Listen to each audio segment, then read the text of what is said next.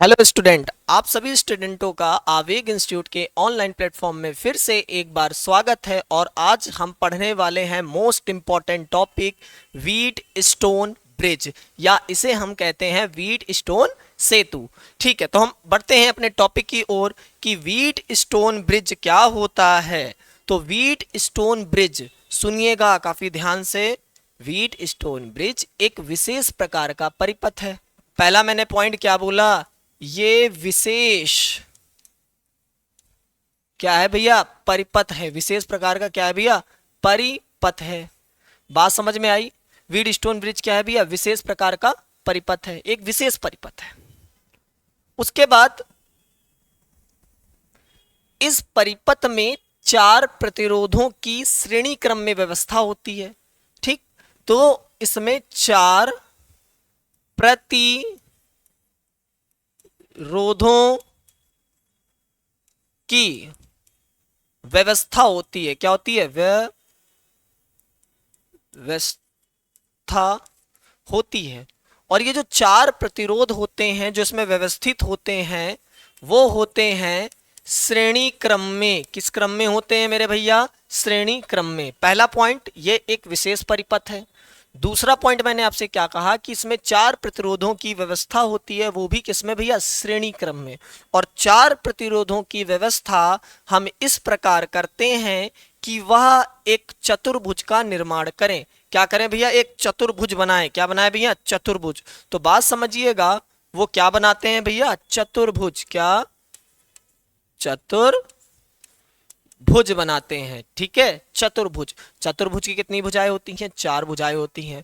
और इसके जो विकर्ण होते हैं वो कितने होते हैं भैया, दो होते हैं। कितने होते हैं भैया विकर्ण, दो होते हैं। तो मेरी बात समझिएगा भैया, अब हम इसको आगे किस तरीके से बढ़ाएंगे। तो हम इसको आगे इस तरीके से बढ़ाने वाले हैं कि चतुर्भुज की कितनी भुजाएं होती हैं। तो चतुर्भुज की जो भुजाएं होती हैं वो होती हैं चार। कितनी होती है मेरे भैया, इसकी चार भुजाएं होती हैं। चार भुजाएं होती हैं। ठीक, और इन चारों भुजाओं पर एक एक प्रतिरोध लगा होगा। क्या होगा भैया, एक एक प्रतिरोध लगा होगा। तो भुजाओं पर क्या लगे होते हैं, प्रतिरोध। प्रत्येक भुजा पे एक एक प्रतिरोध लगा होगा, हमारा रेजिस्टेंस लगा होगा। और इस चतुर्भुज के दो विकर्ण होते हैं। क्या होते हैं भैया, दो विकर्ण होते हैं। क्या होते हैं भैया, दो विकर्ण होते हैं। ठीक है, डायगोनल जिन्हें हम कहते हैं।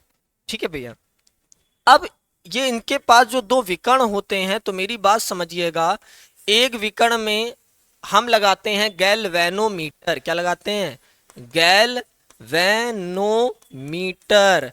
ठीक है, जो हमें धारा के बारे में बताएगा कि परिपथ में धारा का प्रवाह हो रहा है कि नहीं हो रहा है, कि परिपथ में धारा की दिशा क्या है, ये कौन बताएगा, गैल्वेनोमीटर। और दूसरे विकर्ण में हमारा लगा होता है बैटरी या सेल। क्या लगा होता है, बैटरी या सेल लगा होता है। बैटरी लगी होती है या हमारा सेल लगा होता है। बात समझ में आ रही भैया। तो बात समझिएगा भैया सभी लोग, मैंने आपसे क्या कहा कि व्हीटस्टोन ब्रिज क्या है, एक विशेष परिपथ है। उसके बाद यह चार प्रतिरोधों की एक व्यवस्था है। और ये जो चार प्रतिरोधों की व्यवस्था होती है, चार प्रतिरोध श्रेणी क्रम में व्यवस्थित होते हैं। और श्रेणी क्रम में इस प्रकार व्यवस्थित होते हैं कि वह एक चतुर्भुज का निर्माण करते हैं। और चतुर्भुज की चार भुजाएं होती हैं, तो ये चारों भुजाओं पर क्या लगा होगा, एक एक प्रतिरोध लगा होगा। और चतुर्भुज की जो दो विकर्ण होते हैं, एक विकर्ण में हमारा लगा होगा गैल्वेनोमीटर और एक में लगा होगा बैटरी या सेल। और इन दोनों को आप इंटरचेंज कर सकते हो, मतलब एक के स्थान पे दूसरा लगा सकते हो, दूसरे के स्थान पे पहला लगा सकते हो। मतलब गैल्वेनोमीटर के स्थान पर बैटरी और सेल और बैटरी के स्थान पे आप क्या, गैल्वेनोमीटर लगा सकते हो। इससे परिपथ में कोई भी प्रभाव नहीं पड़ता है। ठीक है, तो बात समझ में आ रही है। तो आपके सामने हमने एक व्हीट स्टोन ब्रिज बनाया हुआ है। तो यह एक व्हीट स्टोन ब्रिज है। तो देखिएगा, ये हो गया हमारा एक चतुर्भुज। इस चतुर्भुज में हमने क्या करे कि सबसे चार प्रतिरोध लगाए हैं, व्यवस्थित करे हैं इस प्रकार से कि ये क्या निर्माण करें, इसने बना दिया एक चतुर्भुज, क्या बना दिया, चतुर्भुज। उसके बाद समझिए इसके जो विकर्ण थे, एक विकर्ण, ये एक विकर्ण में हमने क्या लगा दिया, विकर्ण पे हमने लगा दिया एक में सेल या बैटरी लगा दी, और दूसरे वाले में क्या लगा दिया, गैल्वेनोमीटर, क्या लगा दिया, गैल्वेनोमीटर लगा दिया। मेरी बात आप सभी को समझ में आ रही कि नहीं आ रही, ठीक है, बात समझिएगा। आपको जब भी व्हीटस्टोन ब्रिज या व्हीटस्टोन सेतु एग्जाम में पूछा जाए तो आप ये थ्योरी लिखने के बाद डायग्राम जरूर बनाइएगा। इसके बाद हम बात करते हैं कि व्हीटस्टोन ब्रिज कितने प्रकार का होता है। तो व्हीटस्टोन ब्रिज, तो हमारा जो व्हीटस्टोन ब्रिज है वो समानता दो प्रकार का है। कितने प्रकार का है, दो प्रकार का है। तो व्हीटस्टोन ब्रिज हमारा कितने प्रकार का है, दो प्रकार का है। बात समझिएगा भैया, एक हमारा होता है संतुलित व्हीटस्टोन ब्रिज या सेतु, और दूसरा होता है असंतुलित व्हीटस्टोन ब्रिज या सेतु। अगर आप एनसीईआरटी पढ़ रहे हैं, यूपी बोर्ड हिंदी माध्यम से अगर आप एनसीईआरटी को फॉलो करते हैं तो आपको असंतुलित व्हीटस्टोन पढ़ना ही चाहिए। सबसे पहले हम पढ़ेंगे संतुलित व्हीटस्टोन ब्रिज, संतुलित व्हीटस्टोन ब्रिज। अच्छा, सबसे इंपॉर्टेंट बात मैं भूल ही गया, ठीक है, व्हीटस्टोन ब्रिज में तो सबसे इंपॉर्टेंट बात देखो भैया, मैं क्या भूल गया, मैं आपको पढ़ाता हूं कि व्हीटस्टोन ब्रिज का काम क्या है, हम इसे पढ़ क्यों रहे हैं। तो व्हीटस्टोन ब्रिज का काम भी, बात सुन लीजिए भैया, कि व्हीटस्टोन ब्रिज का जो कार्य होता है ये करता क्या है, तो ये करता क्या है, किसी भी तार है हमारे पास और उसका प्रतिरोध अज्ञात है, तो किसी भी अज्ञात तार का प्रतिरोध ज्ञात करता है। क्या भैया, किसी तार का प्रतिरोध ज्ञात करते हैं, ज्ञात करते हैं। तो किसी भी तार का हम प्रतिरोध ज्ञात किससे करते हैं, व्हीटस्टोन ब्रिज से। किससे भैया, व्हीटस्टोन ब्रिज से हम क्या करते हैं, किसी भी अज्ञात तार का प्रतिरोध हम ज्ञात करते हैं। ये बात आपको याद होनी चाहिए। उसके बाद व्हीटस्टोन सेतु ब्रिज पर आधारित कुछ उपकरण हैं, उसको भी आपको याद करना है। पहला है, उसे कहते हैं मीटर सेतु। क्या कहते हैं, मीटर सेतु, ठीक। उसके बाद दूसरा है हमारे पास जिसे कहते हैं post office box, post office box. तो ये जो आधारित हैं, ये दोनों इंस्ट्रूमेंट, ये किस पे आधारित है, व्हीटस्टोन ब्रिज पर आधारित उपकरण हैं, ठीक है भैया। ये दोनों उपकरण व्हीटस्टोन के सिद्धांत पर बने हुए हैं, ठीक। तो इतना जरूर याद रखिएगा, थ्योरी के बाद इनको जरूर लिख दीजिएगा। अब हम बढ़ते हैं किसकी तरफ, व्हीटस्टोन ब्रिज। तो व्हीटस्टोन ब्रिज हमारा जो होता है वो दो प्रकार का होता है, संतुलित और असंतुलित। तो समझिएगा जो मैं बात कह रहा हूं, संतुलित व्हीटस्टोन ब्रिज वो होगा जिसमें गैल्वेनोमीटर में धारा का मान क्या आएगा, शून्य आएगा। गैल्वेनोमीटर में धारा का मान क्या आएगा भैया, शून्य आएगा। तो अगर गैल्वेनोमीटर में धारा का मान शून्य है तो इसमें विक्षेप क्या आ रहा है, धारा का जो विक्षेप आ रहा है, ठीक, वो क्या आ रहा है, शून्य आ रहा है। विक्षेप क्या आ रहा है, शून्य आ रहा है, मतलब नल डिफ्लेक्शन आ रहा है।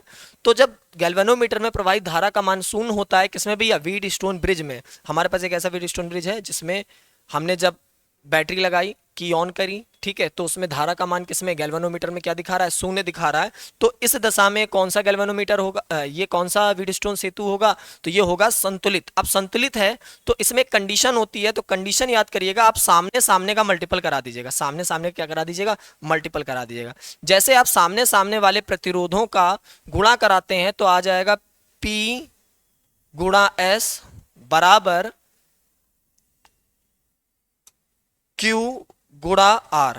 अगर ये वैल्यू बराबर आ जाए, ये वैल्यू क्या आ जाए, किसी भी व्हीटस्टोन सेतु में सामने सामने वाले प्रतिरोधों का गुणा अगर बराबर आ रहा है, ठीक है, तो गैल्वेनोमीटर में धारा का मान क्या होगा, शून्य होगा। उसके बाद और समझिए अच्छे से, आप क्या करें, P बटा Q कर लें, क्या कर लें, P बटा Q। उसके बाद आप कर लें R बटा S, क्या कर लें, R बटा S। और अगर ये अनुपात इनके बराबर आ जाएं। क्या आ जाए भैया? बराबर आ जाएं। तो ये भी कौन सा वीटस्टोन सेतु होगा भैया? ये संतुलित वीटस्टोन सेतु होगा। ठीक है, ये किस तरीके से निकाला जाता है? तो आप इसमें केवीएल और केसीएल किरचॉफ का नियम लगा के ये कंडीशन हमें मिल जाती है, पर इतना नहीं पूछेगा, केवल आपसे इससे न्यूमेरिकल पूछता है।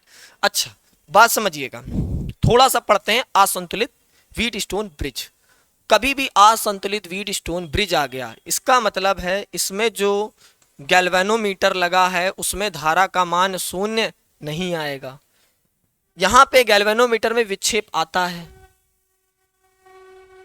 और गैल्वेनोमीटर में विक्षेप आए, धारा का मान शून्य ना हो, तब यह परिपथ जटिल परिपथ हो जाता है। और जटिल परिपथों को हल करने के लिए हमने पढ़ा है किरचॉफ के नियम। हमने क्या पढ़े भैया? किरचॉफ के नियम पढ़े हैं। तो यहाँ पे जो अब कुछ भी निकालेंगे आर वी आई, तो वो निकालेंगे केवीएल तथा केसीएल से। किससे भैया? केसीएल से, किरचॉफ वोल्टेज का नियम और किरचॉफ के धारा के नियम, दोनों को लगा के ही हम यहाँ पे कुछ भी निकाल सकते हैं। ठीक, अब हम आगे की ओर बढ़ते हैं। आगे हमारे पास एक क्वेश्चन है और क्वेश्चन कह रहा है कि धारा आई का मान ज्ञात कीजिए। ये जो परिपथ है इसमें हमें धारा, यहाँ पे जो प्रवाहित धारा आई है, इसका हमें क्या ज्ञात करना है? मान ज्ञात करना है। तो धारा आई का मान देखिए कैसे आएगा। पहले हम पूरे परिपथ का क्या निकाल लें? तुल्य प्रतिरोध। इसकी आकृति और संरचना हमें व्हीटस्टोन ब्रिज की लग रही है, तो पहले हम ये पता करेंगे कि ये संतुलित व्हीटस्टोन ब्रिज है कि असंतुलित। तो सामने सामने वाले का गुणा करा लें, 4 तिहाई 12 और 6 दूनी 12। तो अगर इस तरीके का आ रहा है 6 दूनी 12 और 4 तिहाई 12, तो इसका मतलब है कि बीच वाली भुजा में धारा का प्रवाह नहीं होगा। ये जो डायगोनल विकर्ण गया है इसमें धारा का प्रवाह नहीं होगा। और ये कौन सा है? या संतुलित व्हीटस्टोन ब्रिज है। तो आप यहां पे लिख दीजिएगा, ठीक है, इस परिपथ में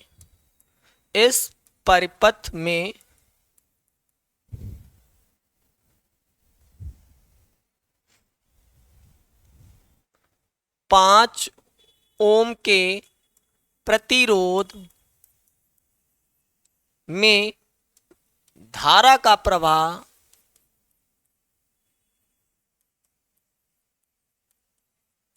नहीं होगा, नहीं होगा, क्योंकि यह संतुलित क्या है भैया? व्हीटस्टोन ब्रिज है। व्हीटस्टोन ब्रिज है, संतुलित व्हीटस्टोन ब्रिज है। ये आपने कैसे पता करा? तो इसको आप ले लीजिएगा R1 और इसको ले लीजिएगा R2, इसको ले लीजिएगा R3, इसको ले लीजिएगा R4। तो R1 मल्टीप्लाइड R4 बराबर किसके है? R2 multiply R3। ये संतुलित व्हीटस्टोन सेतु की जो कंडीशन है उसको फॉलो कर रहा है, तो इसलिए ये बीच वाले में धारा नहीं जाएगा। अच्छा, जैसे आपके घर में काफ़ी सारे वायर हैं, आपने देखा होगा जब वायरिंग होती है घर की, तो कुछ ऐसे वायर हो जिसमें करंट ना जाए, कभी जाए ना, तो वो हमारे लिए बेकार है। तो उसको हम क्या करेंगे? काट के अलग कर देंगे। तो वह हम लोग इसके साथ भी करते हैं, इसमें कभी भी धारा जाएगी ही नहीं। क्यों नहीं जाएगी? क्योंकि इस बिंदु और इस बिंदु का जो विभव होगा समान होगा और इसमें विभवांतर शून्य होगा। मेरी बात समझिएगा। तो धारा इसमें जब नहीं प्रवाहित होगी तो इसको काट के अलग कर दीजिए। तो हमने इसको काट के अलग कर दिया। ठीक, अब हम चलाएंगे चूहा। क्या चलाएंगे? चूहा। चूहा कॉन्सेप्ट भैया बहुत अच्छा कॉन्सेप्ट है, पढ़ लीजिएगा। जिन्होंने मेरा पहला लेक्चर नहीं पढ़ा है, पहला लेक्चर पढ़ लीजिएगा।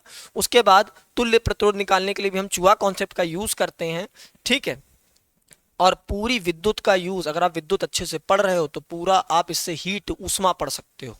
ठीक है, ऊष्मा चालन पूरा इसी से ही पढ़ सकते हो। चलिए हम आगे बढ़ते हैं, टाइम नहीं वेस्ट करते। तो चूहा चलाया, चूहा चला, चूहा कंफ्यूज, ऊपर जाए कि नीचे।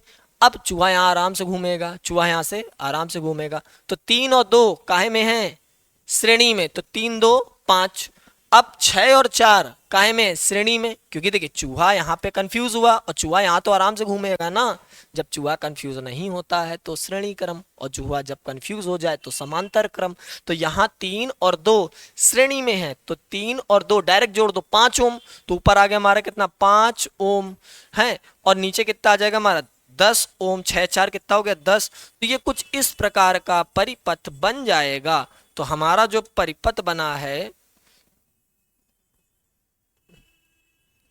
वो हमारा कुछ इस प्रकार का बन जाएगा, ऊपर वाला 5 ओम, नीचे वाला कितना 10 ओम। अब इसको हम सॉल्व करेंगे तो 1/R इक्विवेलेंट बराबर 1/R1 प्लस 1/R2। वैल्यू चपकाते हैं 1/5 प्लस 1/10, कितना एलसीएम 10, यहाँ पे कितना होगा 2, यहाँ पे कितना 1, तो यहाँ पे हो जाएगा 3/10, तो ये हो जाएगा 1/R इक्विवेलेंट। तो यहाँ पे R इक्विवेलेंट बराबर क्या आ जाएगा, तुल्य प्रतिरोध बराबर 10/3 ओम, 10/3 ओम। अब हमें क्या मिल गया, तुल्य प्रतिरोध। अब लगा दो ओम का नियम, क्या लगा दो, ओम का नियम। तो ओम का नियम R बराबर V/I। अब V का मान देख लीजिए 2 है, R का मान 10/3 है, I निकाल लीजिए। तो यहाँ पे कैंसिल करेंगे कितना आ जाएगा 5, ठीक, कितना आ जाएगा 5। तो ये I बराबर आ जाएगा 3/5 एम्पियर। चूहे का मान कितने का आ गया, चूहा हमारा आ गया 3/5 एम्पियर। ठीक है भैया, पहला काम देखिए, इसको हम डायरेक्ट भी लगा सकते हैं, देख के ही लगा सकते हैं। चूहा चलाया, चूहा कंफ्यूज, वाली ब्रांच में करंट नहीं जाएगी। ऊपर 3 इधर 2 कितना हो गया 5, और नीचे 6 4 कितना हो गया 10। ठीक है, 1/5 प्लस 1/10 एलसीएम 10, ऊपर आ जाएगा 2 1 3। ठीक है, तो इसका आंसर आ जाएगा 10 बटे कितना 3। ठीक, अब 10/3 आ गया R, V का हमें पता है 2, तो यहाँ पे वैल्यू कितनी आ जाएगी ओम का नियम लगाने से 3/5 एम्पियर। ठीक है, आगे हम लोग बढ़ते हैं। ये क्वेश्चन सीबीएसई बोर्ड में पूछा गया क्वेश्चन है, मैं आपको जो पढ़ा रहा हूं, ठीक है, मैं एनसीईआरटी में जो सीबीएसई बोर्ड के बच्चे इंग्लिश में पढ़ते हैं, मैं जस्ट आपको उसका हिंदी पढ़ा देता हूं। अगर आप बहुत कायदे से लेक्चर को अटेंड कर रहे हो तो आप बहुत अच्छे से प्रिपेयर्ड हो जाओगे बहुत अच्छे एग्जामों के लिए। ठीक है, जैसे आपको इंजीनियरिंग करनी है या मेडिकल करना है तो आप बहुत अच्छे प्रिपेयर्ड हो जाओगे। ठीक है, तो आप काफ़ी अच्छे से करिए, क्वेश्चन जरूर अटेम्प्ट करिए, नहीं कॉन्सेप्ट पढ़ लिया है। ठीक है, और ऐसा नहीं है जब बोर्ड में सीबीएसई बोर्ड में आ सकते हैं ऐसे क्वेश्चन, तो यूपी बोर्ड में भी अब आ सकते हैं। यूपी बोर्ड का जो लेवल है इस समय काफ़ी अच्छा है। आप ये सोच रहे हो कि मैं थोड़ा हार्ड पढ़ाता हूँ, तो ऐसा कुछ नहीं है। अब यूपी बोर्ड भी बहुत प्यारे क्वेश्चन पूछता है, टाइम नहीं वेस्ट करेंगे, क्वेश्चन करेंगे हम लोग। तो देखिए क्वेश्चन हमसे क्या कह रहा है, क्वेश्चन कह रहा है जब प्रत्येक व्यवस्था में गैल्वेनोमीटर में कोई भी विक्षेप नहीं दिखता है तो R1 तथा R2 का अनुपात प्राप्त करें। इतना इजी क्वेश्चन है। उसने कह दिया गैल्वेनोमीटर में रीडिंग क्या है 0। भैया आपने पढ़ा है कि गैल्वेनोमीटर में अगर धारा कितना हो 0 हो दोनों ही व्यवस्था में, तो ये कौन सा होगा, संतुलित ब्रिज होगा। बीच वाले को हटा दो, जो भी हमारा प्रतिरोध होगा, यहाँ तो सेल लगा है, यहाँ पे सेल लगा दिया, यहाँ पे गैल्वेनोमीटर, इसको हटा दीजिए। मैंने आपसे कहा था आप कोई भी विकर्ण में बैटरी और सेल लगा सकते हो और इन दोनों को हम क्या कर सकते हैं, इंटरचेंज कर सकते हैं, आपस में बदल सकते हैं, इससे परिपथ में कोई भी प्रभाव नहीं पड़ता। अब बात समझिए, सामने सामने वाले का मल्टीपल और सामने सामने का मल्टीपल क्या आना चाहिए बराबर, तो 9 × 4 बराबर 6 × R1। तो यहाँ पे क्या आने वाला है, इसको कट करेंगे तो यहाँ पे आएगा 3 और यहाँ पे कितना आ जाएगा 2, 3 त्रिका 9, तो R1 की वैल्यू आ गई कितनी 6 ओम। फिर देखिए यहाँ पे सामने सामने का मल्टीपल कराइए, वो क्या आना चाहिए बराबर, क्योंकि ये संतुलित व्हीट स्टोन सेतु है, तो 6 × 8, 6 × 8 बराबर कितना हो जाएगा 12 × R1। ठीक, अब 6 दूनी 12 और यहाँ पे कितना हो जाएगा 4, 2 दूनी 4। तो R1 की जो वैल्यू R2 है यहाँ पे, तो यहाँ पे जो R2 की वैल्यू आएगी वो कितनी आने वाली है हमारी 4 ओम आने वाली है। हमें ज्ञात क्या करना है, हमें R1 और R2 का अनुपात ज्ञात करना है। तो 6/4 जब हम कट करेंगे तो हमारा आ जाएगा 3/2। कितना आ जाना है, ये 3/2 आना है। और अनुपात का कोई भी मात्रक नहीं होता है, तो चाहे 3/2 लिख दीजिएगा, चाहे 1.5 लिख दीजिएगा। हम लोग आगे की ओर बढ़ते हैं और क्वेश्चन तीसरा करते हैं। देखिए, अभी तक हम लोग जितना भी पढ़ रहे हैं ना, ये सब हम लोग संतुलित वीडस्टोन सेतु पढ़ रहे हैं। अब ये परिपथ कुछ जटिल प्रकार का है और हमें उलझा हुआ है, हमें समझ में नहीं आ रहा है। जैसे देखिए, सिंपल सी बात है, काफी सारे वायर हैं, बहुत सारे वायर उलझे पड़े हों, ठीक, अलग अलग कलर के, तो हमें समझ ही नहीं आता कौन सा तार कहाँ गया, कौन सा तार कहाँ गया। ऐसा आपके साथ काफी बार हुआ। जैसे जो लोग वायरिंग करते हैं, काफी सारे वायर जब एक कर देते तो उन्हें पता नहीं चलता है, ठीक, फिर वो खींच के देखते हैं तार कि यार हाँ ये वाला तार है, ठीक है, इस तरीके से करते हैं। तो जब काफी सारे वायर हो जाते हैं ना, तो हमें समझने में दिक्कत होती है। तो देखिए हम लोग यहाँ पे किस तरीके से समझेंगे, तो हम लोग यहाँ पे उलझा, इसको पॉइंट को मानेंगे C, इस माने को D, और क्वेश्चन कह रहा है A और B बिंदुओं के बीच तुल्य प्रतिरोध ज्ञात कीजिए। देखिए इसको हम क्या करेंगे, खींच के देख लेते हैं, इसको इस तरीके से खींच के देख लो, ठीक है। तो देखिए ये बिंदु हमारा है C, ये बिंदु है हमारा D। अब इसके मध्य कितना है, इसके मध्य आप लगा दीजिए कितने ओम, तो D और C, D और C या C और D के मध्य लगा दीजिए 10 ओम। क्या लगा दिया, 10 ओम लगा दिया। उसके बाद हमने क्या करा, A और C, तो यहां पे ये A है और इसके आगे ये पॉइंट, तो A और C के मध्य कितना लगाना है, 3 ओम। तो हमने क्या लगा दिया, ये हमने लगा दिया 3 ओम। A और C के मध्य 3 ओम। फिर A और D के मध्य, तो A और D के मध्य, तो A और D के मध्य हमने लगा दिया कितना, 2 ओम। उसके बाद ये हमारा बिंदु B है, ये वाला कौन सा है बिंदु, B है। अब D और B के मध्य हमें लगाना है कितना, 4 ओम। उसके बाद C और B के मध्य, तो C और B के मध्य हमें लगाना है 6 ओम। अब बात समझिएगा, अब हम सामने सामने का गुणा कराएंगे, ठीक, तो कितना आ रहा है, 4×3 = 12, क्योंकि यह हमें वीडस्टोन ब्रिज के तरीके लग रहा है। अब हम पता करेंगे ये संतुलित है कि असंतुलित, संतुलित है कि असंतुलित। तो सामने सामने जो प्रतिरोध लगे हैं उनका गुणा कराएंगे, तो उनका जैसे ही हम गुणा कराते हैं तो 6×2 = 12, 4×3 = 12, तो बीच वाले में धारा का प्रवाह नहीं होगा, तो इसको हम काट के अलग कर देंगे। अब हम यहाँ पे चूहा चला सकते हैं, तो हमारा चूहा चलेगा, चूहा चला, चूहा कंफ्यूज, ऊपर जाए कि नीचे, ठीक। अब 3 और 6 श्रेणी में और 2 और 4 श्रेणी में, तो भैया ये आ जाएगा हमारा कितना, 6×3 = 9 ओम, ये हमारा 4×2 = 6 ओम। तो यहाँ पर जो संरचना आ रही है कुछ इस तरीके की आ रही है,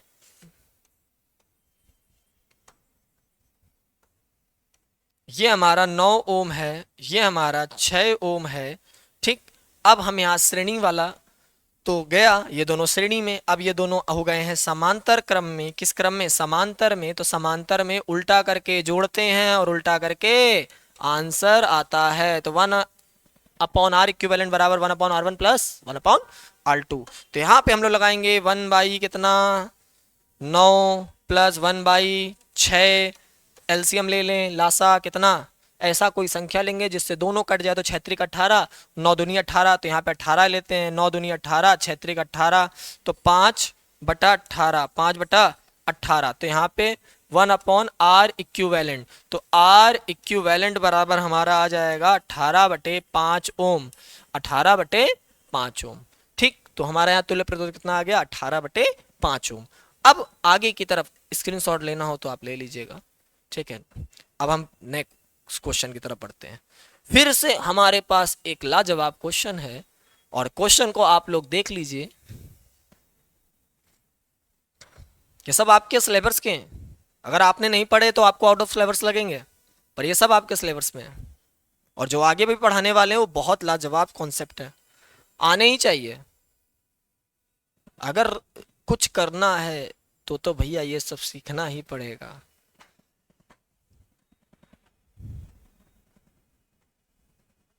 चलिए आगे बढ़ते हैं, हम लोग क्वेश्चन करते हैं। देखिए इसमें हम क्या करने वाले हैं, इसमें हम इसको पकड़ के खींचेंगे। क्या करेंगे? हम इसको पकड़ के खींचेंगे। देखिए हम आपके सामने इसको पकड़ खींचते हैं, इसको पकड़ के हम क्या करेंगे? खींचेंगे। जब इसको पकड़ खींचेंगे तो ये ऐसे हो जाएगा। ठीक, अभी आपको समझ में नहीं आ रहा होगा तो हम आपके सामने इसको खींच के दिखाते हैं। ठीक, ये है।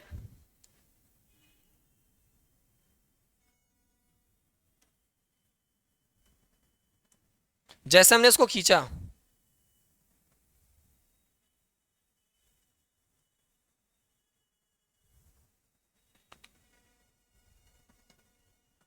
तो ये कुछ इस तरीके का आ जाएगा।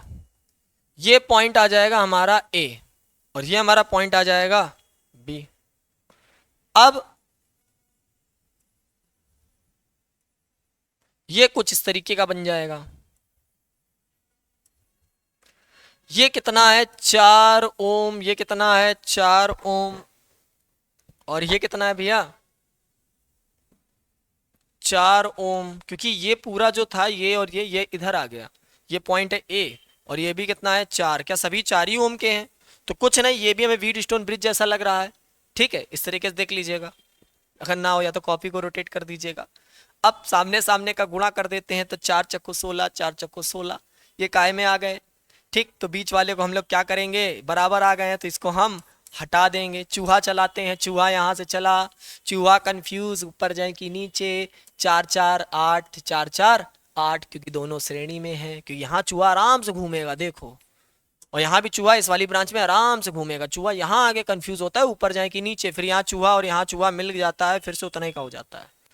तो चूहा आराम से घूम रहा है। तो 4 4 8, 4 4 8, और 8 समांतर में, तो आधा आंसर आएगा। पैरेलल में कभी समांतर क्रम में दो चीजें बराबर आ जाएं तो उसका आधा आंसर आता है। तो ये 4 4 8, 4 4 8 पहले श्रेणी में थे, 8 हो गए, फिर 8 8 समांतर में, तो कितना आंसर आएगा?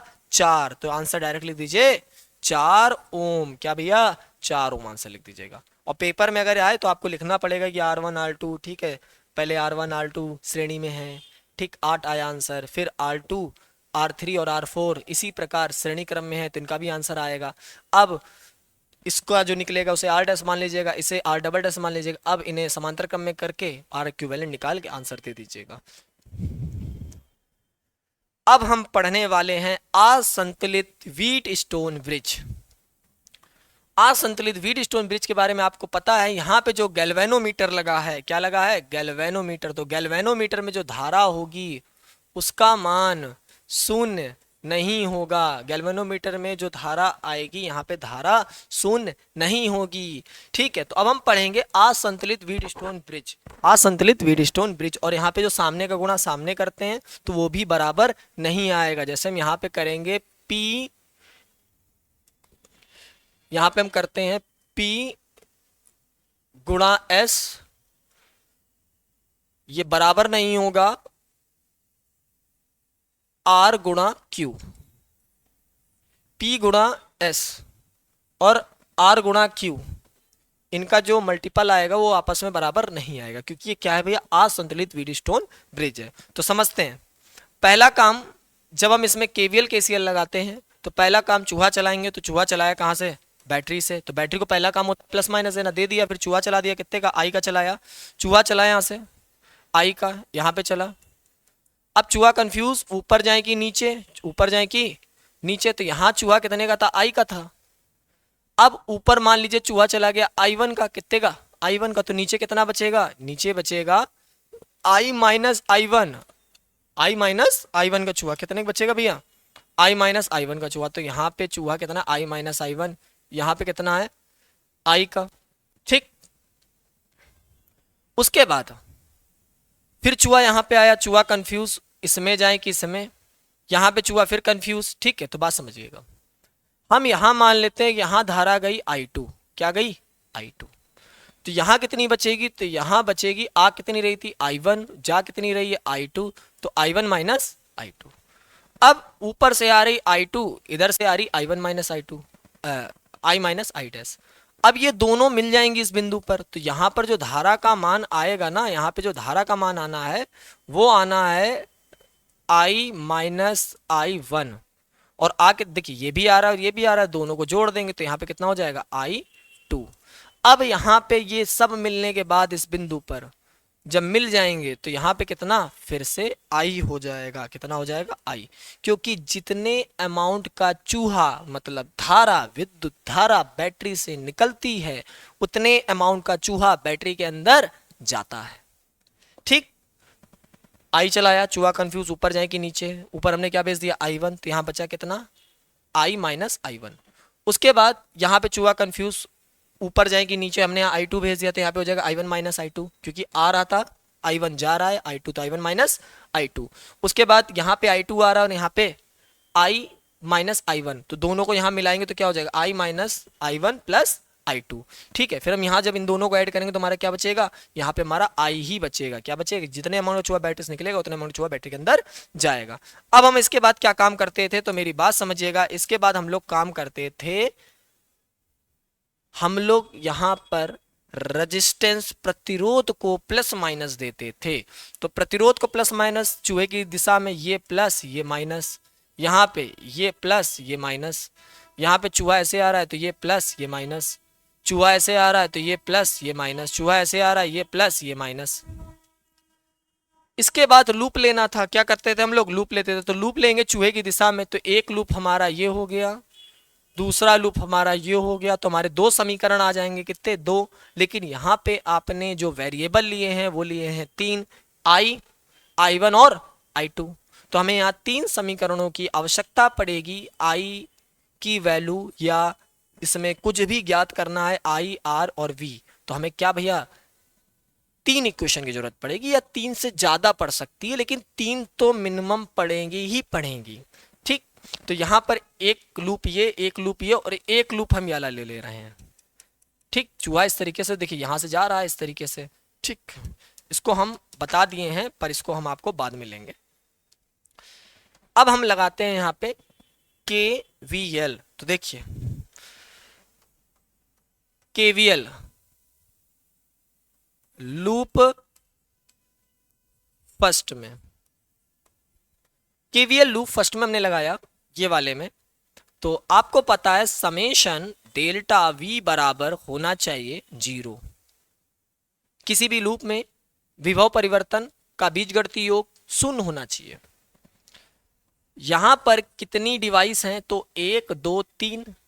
तो भैया V1 plus V2 plus V3, V1 plus V2 plus V3 कितनी है, 3 है, बराबर क्या होंगी, 0 होंगी। अब बात समझिए, चूहा इसे चला, लास्ट में क्या मिला, माइनस। प्रतिरोध धारा का गुणा कराइए, धारा कितना है I1, प्रतिरोध कितना है P, तो यहाँ पे हो जाएगा I1 P, फिर प्लस लगाया, फिर इस तरीके से आया ये प्लस ये माइनस, तो यहाँ पे माइनस का I2G। ठीक, लास्ट में माइनस मिला, प्रतिरोध का धारा में मल्टीपल करा दिया, फिर लगाया हमने पॉजिटिव, फिर ऐसे चले, लास्ट में क्या मिला, प्लस, क्या मिला, प्लस, तो प्लस ही लगा दे रहे हैं। और धारा कितनी है हमारे पास, धारा का मान है I माइनस I1, और ब्रैकेट में हम लोग प्रतिरोध R है तो R का करा दिया गुणा, तो ये आ गया 0। क्या आ गया, 0। अब ये हमारा बन जाएगा समीकरण प्रथम। क्या बन जाएगा, प्रथम समीकरण। ये हमारा समीकरण फर्स्ट आ गया। क्या आ गया भैया, समीकरण फर्स्ट। अब दूसरा समीकरण बनाते हैं हम लोग, फिर हम लोग लगाएंगे यहां पर KVL किरचॉफ वोल्टेज का नियम लूप में लगाएंगे। तो लूप है दूसरा, क्या है, दूसरा है। ठीक, तो दूसरे लूप में हम लगाते हैं, ठीक, समेशन डेल्टा V बराबर 0, ये किरचॉफ का द्वितीय नियम कहता है। तो लूप ये है, कितने एलिमेंट, 1 2 3, 3 अवयव हैं इसमें, 3 प्रतिरोध हैं। तो V1 plus V2 plus V3 बराबर क्या, 0। चूहा चला है, चूहे की दिशा में लूप है, लास्ट में क्या मिल रहा है, माइनस, तो यहां पे लगा दीजिए माइनस। प्रतिरोध और धारा का गुणा करा दीजिए, तो धारा कितना है, I1 माइनस I2 गुणा Q, फिर पॉजिटिव। ठीक, उसके बाद इधर चले, लास्ट में क्या मिल रहा है देखिए आप, प्लस, तो यहाँ प्लस लगाइए। धारा कितनी है, तो I minus I1 plus I2। प्रतिरोध कितना है भैया, S, गुणा करा दिया, बराबर, बराबर अभी नहीं आएगा, अभी एक चीज हमारी बची हुई है, क्या, V3। इधर चले, इस तरीके से चल रहे हैं, इधर चलेंगे, लास्ट में क्या मिला, प्लस, तो यहां लगा दिया प्लस। उसके बाद प्लस लगाने के बाद धारा है I2 और प्रतिरोध कितना है G, तो यहां पे कितना हो जाएगा, I2 इंटू जी बराबर क्या, 0।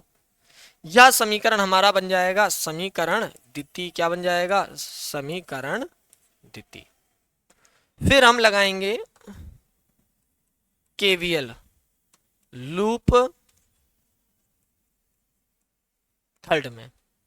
तो केवीएल लूप थर्ड में लगाएंगे तो हमें जो लूप तीसरा है वो ये वाला है, चूहा देखिए इसे चला, इसे इसे करके इसे घूम के फिर यहाँ आ गया, तो ये है हमारे पास लूप। ठीक, वैसे एक लूप हम लोग चाहे तो ऐसे भी ले सकते हैं, ये पूरा इस तरीके से और ये पूरा करते हुए, ठीक, लेकिन हम 3 से काम चल जाता है हमारा।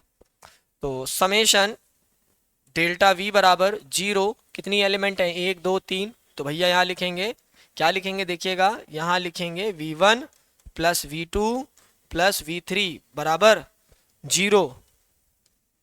V1 की वैल्यू लास्ट में मिल रहा है माइनस, चूहा कितने का है, I माइनस I1 का, गुणा करा दे किससे, प्रतिरोध कितना है R, फिर क्या लगाया प्लस, उसके बाद देखिए लास्ट में चले फिर मिला माइनस, तो यहाँ लगा दिया माइनस, क्या लगा दिया माइनस, ठीक है। तो माइनस यहाँ लगाने के बाद धारा कितनी है, धारा है I minus I1 plus I2।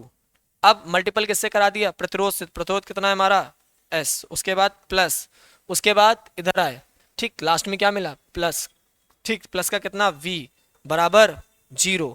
यह हमारा समीकरण हो जाएगा समीकरण तीसरा, समीकरण तीसरा। अब हमारे पास जो 3 समीकरण आए, इन तीनों समीकरणों को जब हम हल करते हैं और यहाँ पे सारे प्रतिरोधों का कभी हमें मान दिया ही रहेगा, ठीक है, और जब हम इन सॉल्व करेंगे तो हमारा I1 I2 व I आ जाएगा, ठीक है। और अगर आप इंटर के सिंसियर स्टूडेंट हैं, आप 10th अच्छे से पढ़ के आए हैं, तो हमारी आशा है कि आपसे ये तीनों समीकरण सॉल्व हो जाएंगे। और अगर आपको कोई भी प्रॉब्लम हो रही, कठिनाई अगर होती है, तो आप हमसे कांटेक्ट करें, हम आपको किसी ना किसी तरीके से आपको वो इक्वेशन जरूर समझाएंगे, आपको हम वो इक्वेशन सॉल्व करके वीडियो लेक्चर भेज देंगे, किसी ना किसी तरीके से आपको वो आएगा जरूर। मैं अगर 1 दिन 2 दिन कांटेक्ट होने में टाइम लग सकता है, लेकिन मैं आपको से कांटेक्ट जरूर करूंगा। अच्छा, मैं थोड़ा सा आपको हेल्प कर दे रहा हूं कि आप किस तरीके से सॉल्व करिएगा। तो देखिएगा, पहले फर्स्ट, चलिए देखिए, फर्स्ट समीकरण और सेकेंड समीकरण को सॉल्व करिएगा। किसको भैया, फर्स्ट और सेकेंड को सॉल्व करिएगा, फिर सेकेंड और थर्ड को सॉल्व करिएगा, फिर सेकेंड और सेकेंड और थर्ड को सॉल्व, रुकिए भैया, पहली दूसरी, दूसरी तीसरी, फिर पहली और तीसरी। तो इनसे आपको क्या होगा ना भैया, समीकरण मिलेंगे 3, और फिर उन तीनों समीकरणों की सहायता से आपके I, I2 और I1 का मान आसानी से आ जाएगा, ठीक है भैया। क्वेश्चन है, दिए गए परिपथ में प्रत्येक शाखा में धारा का मान ज्ञात कीजिए। ये न्यूमेरिकल है और ये एनसीईआरटी न्यूमेरिकल है, आंकिक प्रश्न है, और ये न्यूमेरिकल आपके एनसीईआरटी में दिया हुआ है, प्योर एनसीईआरटी क्वेश्चन है।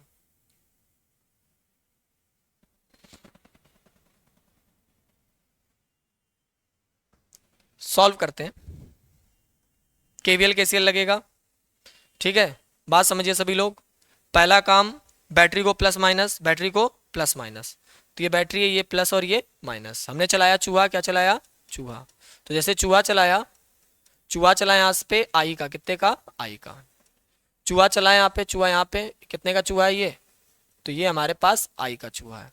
अब चूहा कंफ्यूज ऊपर जाए कि नीचे, चूहा कंफ्यूज ऊपर जाए कि नीचे। तो ऊपर वाला जो हमने चूहा लिया वो कितना, I1 का, तो ये कितना हो जाएगा हमारा, ये वाला हो जाएगा हमारा I माइनस I1। क्या हो जाएगा, I माइनस I1 हो जाएगा।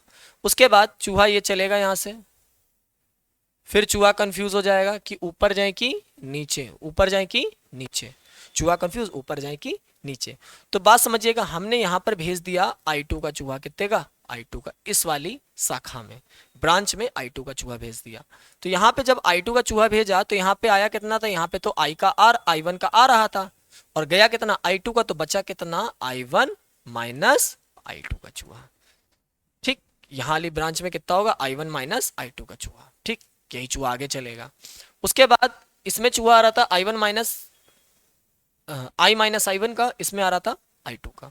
अब ये दोनों इस बिंदु पर मिल रहे हैं, तो इस वाली शाखा में जो धारा का मान होगा, आ कितना रहा है, I माइनस I1 इस वाली शाखा से, और इस वाली से I2, तो क्या हो जाएगा, प्लस I2। ठीक है भैया, बात समझ में आ रही। अब देखिए हम लोग क्या करते हैं, प्रतिरोध को प्लस और माइनस लेते हैं। तो चूहा की दिशा में, ठीक है, चूहा इसे चला तो ये प्लस ये माइनस, ये प्लस ये माइनस, ये प्लस ये माइनस, ये प्लस ये माइनस, ये प्लस और ये माइनस। अब हम लेंगे लूप, तो लूप लेंगे चूहे की दिशा में। तो भैया लूप लेते हैं, एक लूप ये हो गया और दूसरा लूप हमारा ये हो गया, और तीसरा लूप लेना है तो इसे ले लीजिए।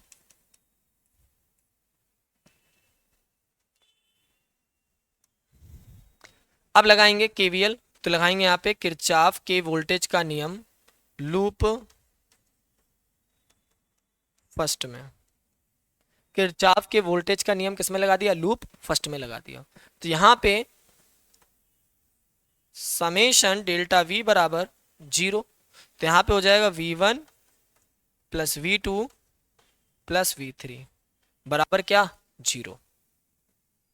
अब यहाँ पे देखिएगा, क्योंकि 1 2 3 है, ठीक, हमारी हैबिट भी पड़ी हुई है 3 की, अभी इससे पहले वाला क्वेश्चन में 3 था। अब देखिएगा यहाँ पे वैल्यू दी हुई है, तो कितना है 10, और धारा कितनी है I1, लास्ट में क्या मिल रहा है, प्लस माइनस, तो यहाँ माइनस 10I1, तो ये हमारा आ गया विभव। ये हम लोग कैसे लिखते हैं, तो R बराबर होता है ना V अपॉन I, तो I V बराबर हमारा क्या हो जाएगा IR, क्या हो जाएगा IR, ओम के नियम से। ठीक, तो I कितना है I1 और प्रतिरोध कितना है 10, तो यहाँ पर क्या आ गया, विभव आ गया, और माइनस लगाया। देखिए चूहा ऐसे चल रहा है, लास्ट में क्या मिल रहा है, माइनस। जो तरीका मैं बताया हूँ ना, बहुत परफेक्ट तरीका है। ठीक है भैया, ये इससे कभी क्वेश्चन आपके गलत नहीं होंगे, आप मेरे तरीके से चलो। उसके बाद इधर आए, लूप तो ये है ना, लास्ट में क्या मिला माइनस, तो फिर से हम क्या लगा दे रहे हैं, माइनस। प्रतिरोध, प्रतिरोध कितना है इसमें, यहां पे हम एक बात ध्यान रखिएगा, यहां पे प्रतिरोध 5 है, कितना है 5, तो 5।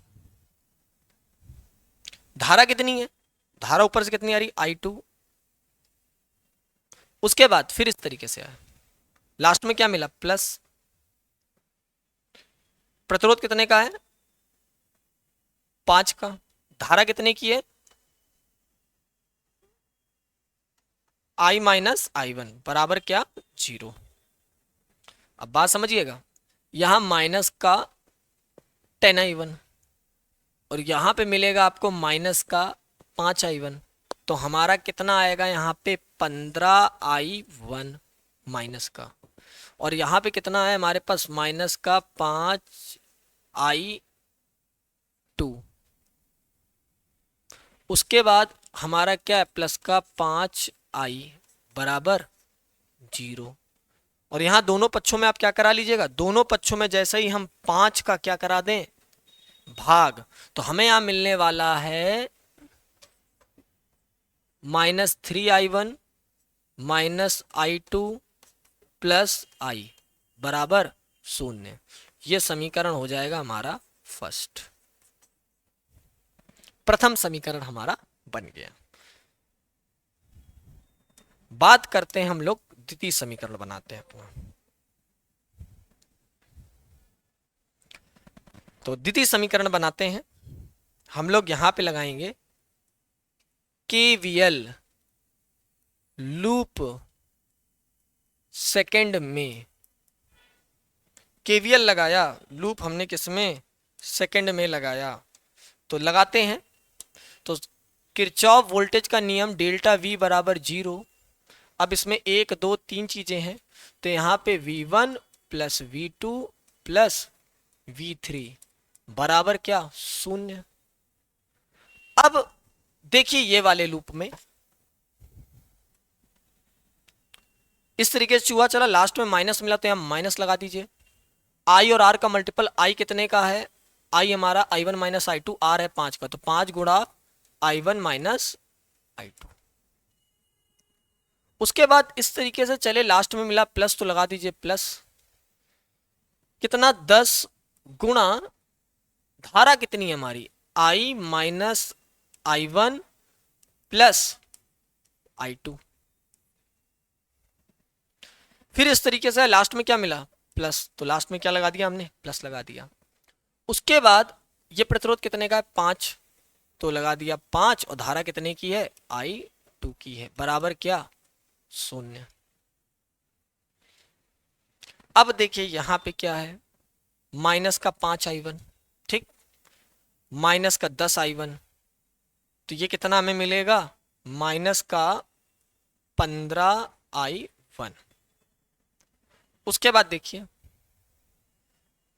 माइनस और माइनस हो गया प्लस, तो प्लस का 5 I2, ये मल्टीपल होगा तो 10 I2 प्लस का, और 5 ये है, तो हमारा यहाँ पे कितना आना है, प्लस का 20 I2। उसके बाद बचा क्या हमारे पास, तो हमारे पास I ही बचा है, क्या भैया, I यहाँ पर है, और हमारा सब कुछ हो गया है, तो कितना है भैया, प्लस का 10 I बराबर 0। दोनों पक्षों में यदि हम 5 का भाग कर दें, किसका भैया, 5 का भाग कर दें, तो दोनों पक्षों में यदि हम 5 का भाग कर देंगे तो आएगा -3I1 plus 4I2 plus 2I बराबर 0। ये हमारा क्या है, समीकरण दूसरा, समीकरण क्या है, दूसरा है। अब हम यहां पे लगाएंगे KVL लूप किसमें, तीसरे में। तो देखिए यहां पे क्या आएगा, 1 2 3 4, 4 एलिमेंट है यहाँ पे, तो यहाँ पे डेल्टा V बराबर 0, और यहाँ पे V1 plus V2 plus V3 plus V4 बराबर क्या, 0। तो यहाँ पे इस तरीके से चले, लास्ट में -5, धारा कितने की है, तो I माइनस I2। उसके बाद लास्ट में चले, फिर से क्या है, माइनस, प्रतिरोध है 10, तो 10 लिख दिया, धारा कितने की है, तो I, ठीक है, I minus I1 plus I2। उसके बाद फिर आए तो हमें क्या मिलेगा, प्लस का 10, तो प्लस का क्या मिला, 10 मिला, क्योंकि देखिए इधर आए तो लास्ट में क्या, ये प्लस और ये माइनस, यहाँ पे लिखा भी है देखिए प्लस है। फिर इधर चले, ठीक, तो ये वाला क्या होगा, प्लस, ये वाला माइनस, तो लास्ट में क्या मिलना है, माइनस, और क्या, कितने ओम का प्रतिरोध, 10, कितना है धारा, I बराबर क्या, 0। सॉल्व करते हैं। सबसे पहले हम लोग देख लेते हैं I1 को, तो I1 इसमें है नहीं, ये माइनस का है और ये भी माइनस का है, माइनस माइनस प्लस, तो 10I1 प्लस का इतना ही है और कुछ है भी नहीं, तो यहाँ पे हम लिखेंगे 10I1। उसके बाद हम लोग लिखते हैं I2 का मान, किसका भी, I2, तो I2 देखिएगा, I2 यहाँ पे तो माइनस माइनस प्लस 5 हो गया। फिर यहाँ पे कितना है भैया, हमारे पास यहाँ पे है -10।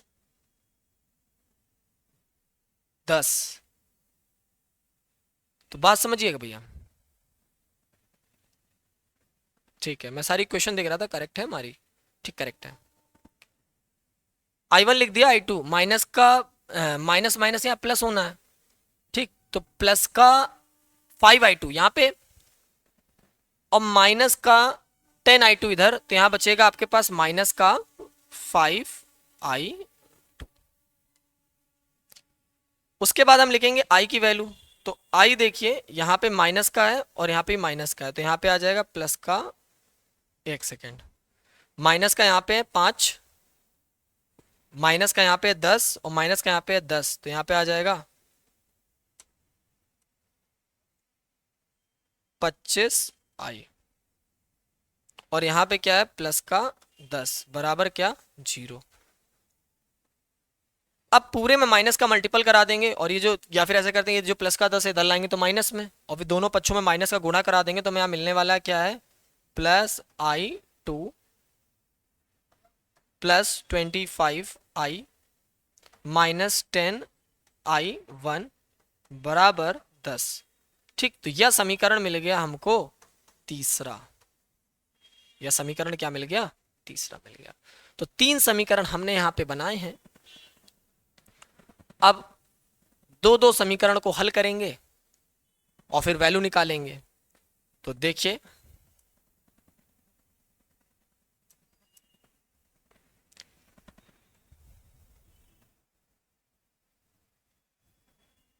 ठीक,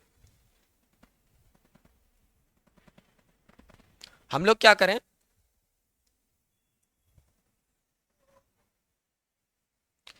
कि समीकरण प्रथम व द्वितीय को ऐड कर दें, लेकिन किसमें, इस वाले में माइनस का गुणा करा के। तो देखिए यहां पे देखिएगा माइनस का 3I1 और यहाँ पे क्या है, माइनस का 3I1, तो ये प्लस का हो जाएगा और ये दोनों क्या हो जाएंगे, कैंसिल। यहाँ पे आपका I2 और यहाँ पे I2 और यहाँ पे I बचेगा, क्या बचेगा, I। तो जो आपको समीकरण प्राप्त होगा ना, तो बात समझिएगा हम क्या कर रहे हैं। देखिए सिंपल सी बात समझ लीजिए, आप ऐसा कर लीजिए, देखिए समीकरण फर्स्ट में समीकरण सेकंड को माइनस कर देते हैं, ठीक। तो जैसे ही माइनस करेंगे तो हमारा ये और ये कैंसिल हो जाएगा और हमारा बचना क्या है, ये I2 माइनस का है, -I2 और ये भी माइनस का हो जाएगा, तो यहाँ पे आ जाएगा 5I2, ठीक। और काहे का आना है, ये माइनस का आना है। उसके बाद ये प्लस का I है और ये माइनस का ये प्लस का 2I है, लेकिन ये माइनस का हो जाएगा जब माइनस में मल्टीपल कराएंगे। तो यहाँ पे हमारा क्या बचेगा, यहाँ पे हमारा बचेगा माइनस का I बराबर क्या, बराबर 0, माइनस का I बराबर 0। तो I बराबर हमारा यहाँ पे आ जाएगा कितना, 5I2, ठीक, ये वैल्यू आ गई हमारी। उसके बाद देखिए हम यहाँ पे क्या करते हैं, उसके बाद हम ये दो समीकरणों को देख लेंगे। अब किसको किसको देखें, अब हम लोग देखने वाले हैं कुछ ऐसा करें जिससे वो कैंसिल आउट हो, तो इन दोनों को देखेंगे, ठीक है।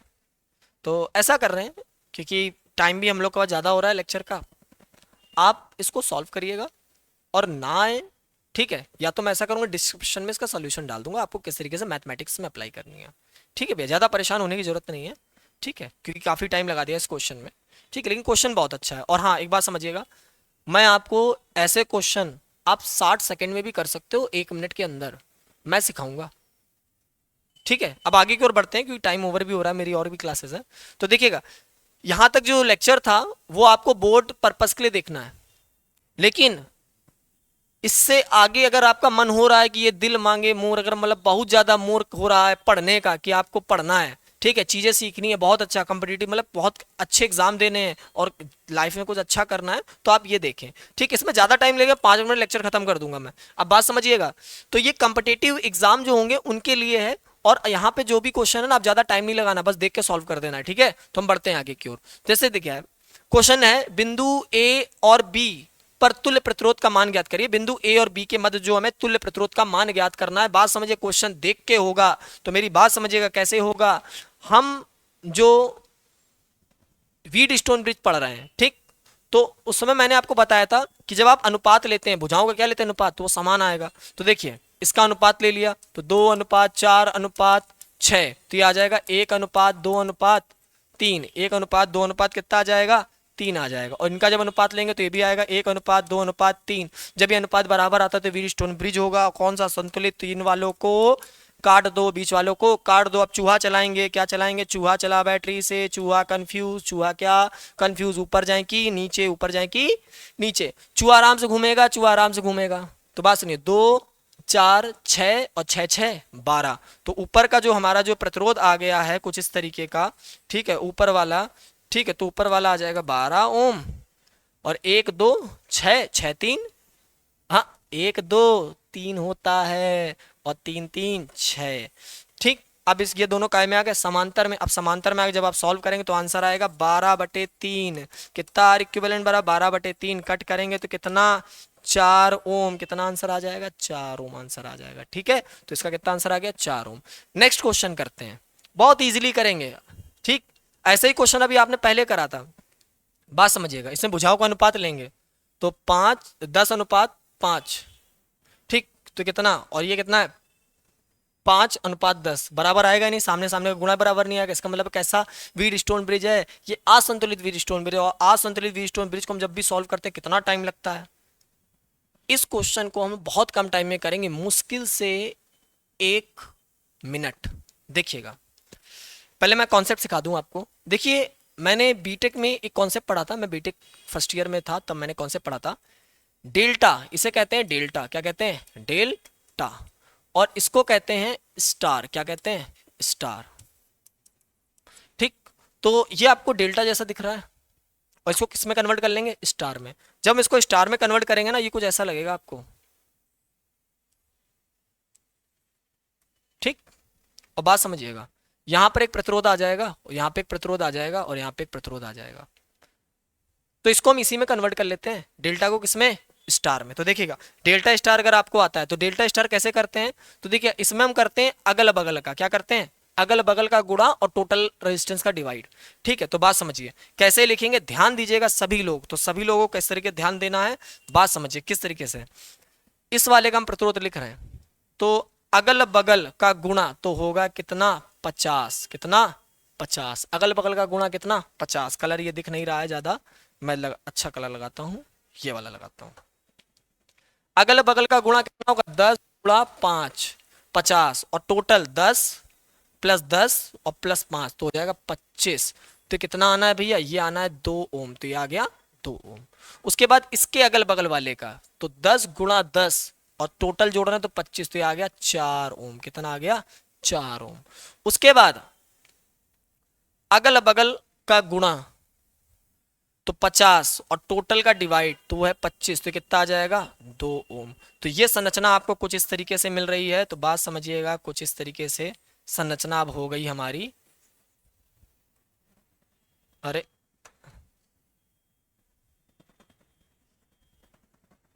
जो हट गया उसको हम हटा देते हैं, ठीक है। जो हट गया है तो उसको हम इससे हटा दे रहे हैं। देखिए ये हमारा गायब हो गया, ये हमारा गायब हो गया, ये हमारा गायब हो गया।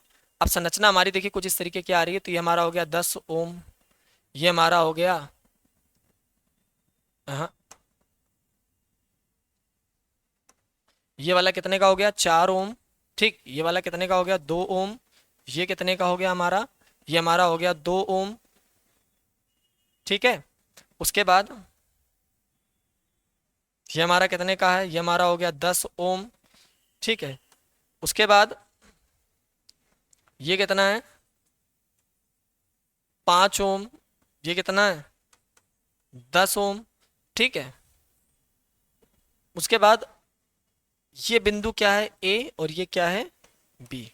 तो ज्ञात क्या करना था, बिंदु ए व बी पर तुल्य प्रतिरोध का मान ज्ञात कीजिए। अब चूहा चला दिए, चूहा चलेगा यहाँ से, ठीक। आपको इसके और इसके बीच ज्ञात करना है। चूहा कंफ्यूज, ऊपर जाए कि नीचे, अब 4 5 कितना होगा 9, तो ऊपर आ गया 9 ओम, नीचे वाला कितना हो गया 12 ओम, कितना हो गया 12 ओम। अब दोनों काय में है, समांतर में, काय में है समांतर में, तो समांतर में कैसे सॉल्व करोगे, उल्टा करके जोड़ोगे, उल्टा करके आंसर तो 1/9 प्लस 1/12, तो 36 ले लिया, तो 9 चौको 36, 12 तिहाई 36, तो आंसर आपका कितना आने वाला है। तो ये जब पूरा ये सॉल्व होगा ना, ये वाला ये पूरा सॉल्व होके हमारा जो आंसर आएगा वो आ जाएगा कितना, हमारा आ जाएगा 36/7, 36/7 ओम। और फिर इसको हम इसमें किस में जोड़ देंगे, श्रेणी में, तो यहाँ पे कितना हो जाएगा 36/7 प्लस 2, तो 14, ठीक है 40, 50/7, हमारा कितना आ जाएगा 50/7 ओम आ जाएगा, कितना 50/7 ओम। केवल कितना निकाला हमने, यहां से लेकर यहां तक निकाला है, ठीक है। तो ये इजी हो गया, जब आप डेल्टा को स्टार में कन्वर्ट कर सकते हो और स्टार को डेल्टा में, इजी हो जाता है काफी, ठीक। तो यहीं तक हम लोग क्वेश्चन को रखते हैं। आज का सेशन बहुत अच्छा था, पेशेंस रख के देखिएगा, और हमारी शुभकामनाएं हैं आपके साथ कि अगर आप हमारे लेक्चर देख रहे हैं तो आपको कोई डाउट्स ना हो और आप एग्जाम में बहुत अच्छा करके आए, बहुत ज़्यादा ही अच्छा करके आए, ठीक है। तो आज का लेक्चर यहीं तक रखते हैं।